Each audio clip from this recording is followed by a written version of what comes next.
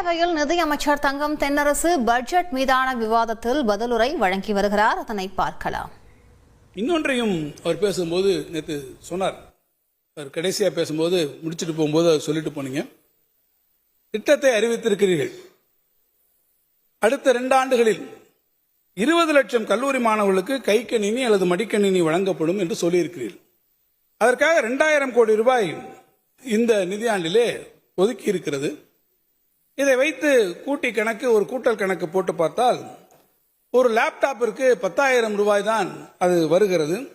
இந்த 10,000 ரூபாயில் எத்தகைய ஒரு தரமான கணினியை வழங்க முடியும் என்று அவர்கள் ஒரு மனக்கணக்கை போட்டு இங்கே அவர்கள் பேசினார்கள்.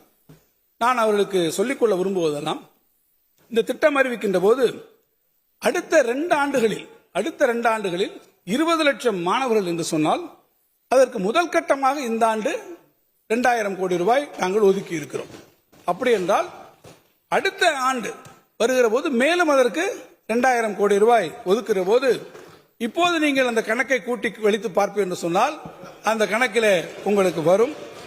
எனவே மாணவர்கள் விரும்பி அந்த மடிக்கணினியை பயன்படுத்தக்கூடிய அளவிற்கு ஒரு தரமான மடிக்கணினியை வழங்கிட இந்த அரசு உறுதி கொண்டிருக்கிறது. எனவே தரம் குறித்த கவலை உங்களுக்கு நிச்சயமாக தேவையில்லை என்பதையும் நான் சொல்லுவேன். எனவே சராசரியாக எடுத்துக்கொண்டால் ஒரு மடிக்கணினி 20,000 ரூபாய் அளவில் இருக்கும் என்கின்ற வகையில் எதிர்பார்த்து இந்த வருடம் 2000 கோடி ரூபாய் அதற்கு முதற்கட்டமாக நிதி ஒதுக்கப்பட்டிருக்கிறது. திறந்த வெளி ஒப்பந்தங்கள் அதற்கு கோரப்பட்டு முடிவு செய்த பிறகு அதற்கு பிறகு தெரிய வரக்கூடிய விலைக்கேற்ப இதற்கான நிதி ஒதுக்குங்கள் மாறக்கூடிய வாய்ப்பு இருக்கிறது. எனவே மாண்புமிகு உறுப்பினர் அண்ணன் அவர்களுக்கு நான் தெரிவிக்க விரும்புவதெல்லாம், நம்முடைய கல்லூரி மாணவர்களுக்கு அவர்கள் விரும்பி பயன்படுத்த வகையில், ஏன் மாண்புமிகு சட்டமன்ற உறுப்பினர்களே கொஞ்சம் பொறாமைப்படக்கூடிய வகையில் தரமான மடிக்கணினிகள் அந்த மாணவர்களின் கல்வி வளர்ச்சிக்கு தேவையான அனைத்து உள்ளடக்கங்களுடன் வழங்கப்படும் என்பதை நான் தெரிவிப்பேன். இன்னொன்று கூட நான் உங்களுக்கு சொல்லுகிறேன், தவறாக இல்லை, எல்லோரும் இருக்கிறீர்கள்.